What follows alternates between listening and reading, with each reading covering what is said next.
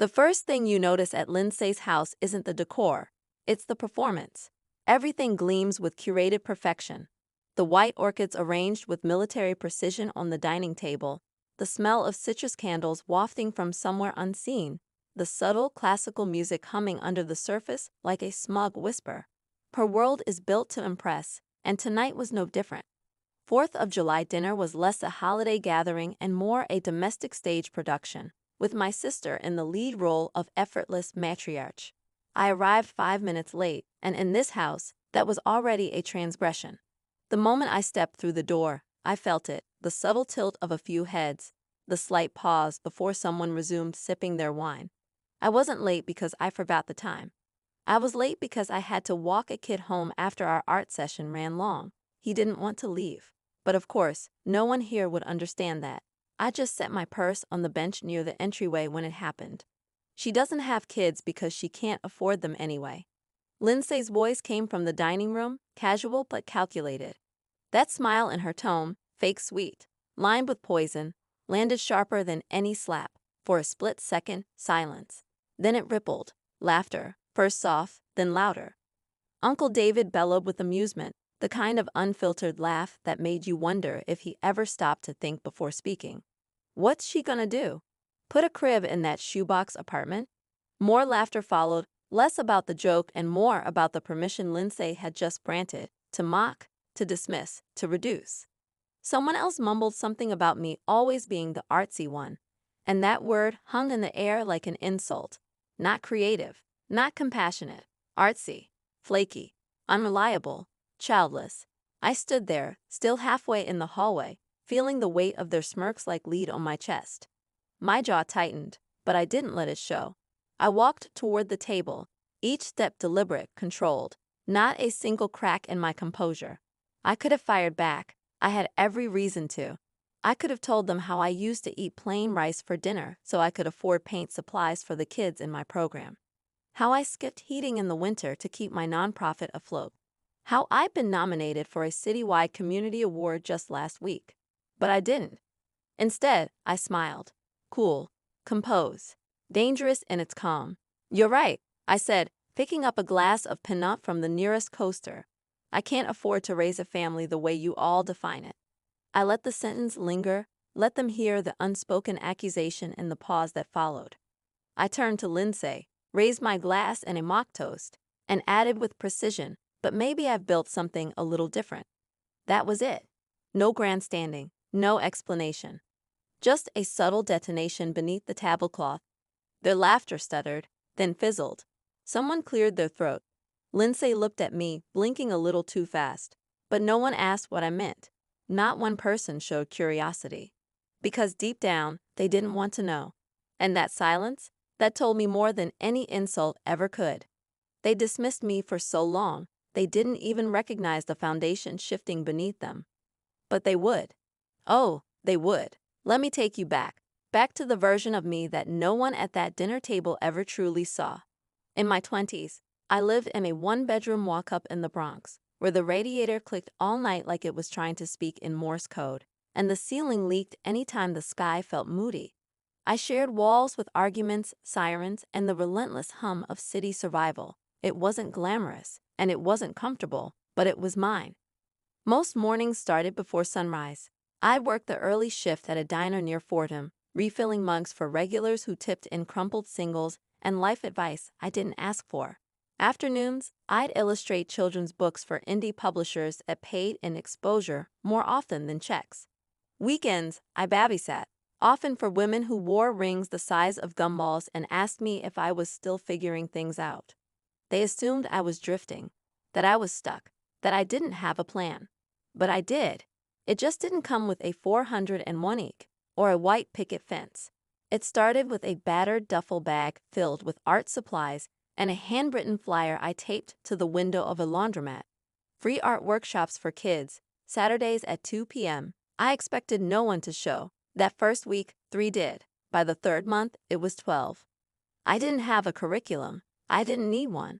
I brought paint, brushes, crayons, clay, and space. Safe space. No expectations, no grades, just creation. And you'd be amazed what happens when a child is given that kind of freedom. Some kids drew superheroes with bruises. Others painted families missing faces. One girl sculpted a house with no doors. Their stories poured out in color because they had no other outlet. Teachers saw troublemakers. Caseworkers saw files. I saw artists speaking the only way they could. That was the birth of Canvas of Hope. I poured every spare dollar into it. Art supplies over date nights. Rent over rest. I registered as a nonprofit at 29, using legal templates I found online and a borrowed laptop with a flickering screen. I still remember getting the EIN confirmation email. It felt like I'd won the lottery. But it was just the beginning. At 31, a local community foundation awarded us a $5,000 microgrant. I cried on the subway when I found out, right between 149th and Grand Concourse. That money opened our first tiny studio, a converted storefront that used to be a bodega. We didn't have heating in half the space, but we had walls to paint on, and kids who showed up rain or shine. By 32, we had volunteers. By 33, we had contracts with over 20 schools. Teachers started calling us first when a student withdrew or acted out. Summer camps filled up months in advance, and we had a wait list of over 600 children. I didn't post about it much. I wasn't chasing clout. I was chasing something bigger: resilience, expression, healing. Things you can't always see from the outside. Certainly not from across a polished dinner table with crystal glasses and surface-level conversations. They saw someone who didn't grow up. I saw kids who finally believed their stories mattered. I may not have a husband or children of my own, but I've built a sanctuary for hundreds of young souls who needed someone to look at their scribbled pain and say, "I see you." And that night at Lindsay's house, they had no idea, but they would. 3 weeks later, we stood beneath the flickering gymnasium lights of the Booker Street Community Center, the same place where Canvas of Hope had taken root when we couldn't afford anything more than 4 walls and a floor that smelled faintly of old mop water and possibility. It was our 3rd anniversary. 3 years since I'd hung the first canvas on a cracked cinderblock wall. 3 years since I'd told a room full of kids they could paint whatever they wanted. No rules, no right answers, just truth. Now the space pulsed with energy. Laughter echoed. Paper-mache figures swayed gently from ceiling beams. The folding tables were covered in tablecloths that didn't match, paint splattered and wrinkled, but proudly so, like battle-worn flags in a kingdom built from scraps and heart. And Lindsay walked in like a visiting dignitary. Her heels clicked too loud against the rubber gym floor, her blazer too sharply tailored for the folding chair she'd been assigned. Her husband, Greg, followed closely behind, holding their youngest daughter's hand like they'd just come from a brunch at the country club. Her eyes darted around the room, peeling paint on the back wall, mismatched chairs, a faint stain near the refreshments table. I saw the micro-expressions flicker across her face: judgment, discomfort, condescension. But I also saw something else when her gaze landed on the news crew. The camera equipment was modest, but enough to make the room hum with a different energy. A producer clipped a mic to her collar and spoke in hushed tones. Lights adjusted. Tripods were set, and suddenly, Lindsay's posture straightened. Now she was paying attention, but nothing could have prepared her for what happened next. The presentations began. One by one, children, ages 6 to 12, stepped forward, some shy, others bursting with energy. They held up canvases, sculptures, collages, not for applause, but to be seen. A girl named Janelle, age 9, displayed a painting of a tree with no leaves. "This is how I felt before I came here," she said. "But now I'm learning to make leaves again." A boy named Raphael showed a comic strip. The panels told the story of a boy escaping monsters with paintbrushes as weapons. "The monsters are my dad's yelling," he explained, "but art helps me get away." Then came Caleb, 10 years old, small for his age. His hands trembled as he held up a drawing, pencil on notebook paper, creased in the middle like it had lived in a backpack too long. It showed a house, broken in two. A stick-figure boy sat outside, alone, beneath a gray sky. "This place," Caleb whispered, his voice just above a breath, "made me feel like someone cared." The room was still. I didn't have to look at Lindsay to know her smile had faltered. I could feel it. Something in the room had shifted. She was no longer the one being observed. She was now part of the audience, unsure, uncomfortable, unsteady. That's when the reporter stepped up beside me. "Danielle," he said, angling the mic toward my mouth, "can you tell us what inspired this?" I didn't hesitate. I turned to face the camera, but my eyes found Lindsay. "Someone once told me I couldn't afford a family," I said, "so I built one." The words echoed louder than any applause. The segment aired at 6:04 p.m. on a Tuesday. I hadn't planned to watch it live. I thought maybe I'd catch it later online, quietly, privately.